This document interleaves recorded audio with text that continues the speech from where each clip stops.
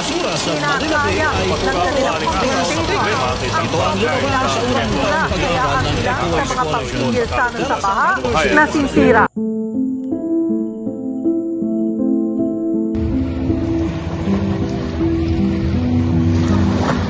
Our communities and coasts are precious parts of our environment, but both land and sea suffer when waste is not properly managed.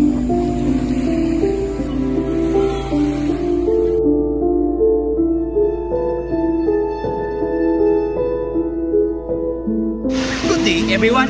Whether we live in the mountains, in the heart of the city, or by the sea, we all share one thing in the common. We produce waste. Sadly, that waste doesn't always end up where it should. It ends up on roads, rivers, canal, and ultimately in the sea.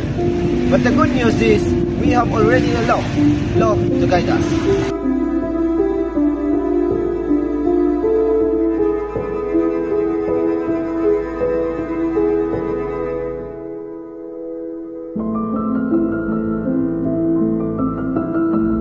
By following Republic Act 9003, both land and along our shores, we conserve natural resources, prevent pollution, and promote healthier ecosystems for people and wildlife.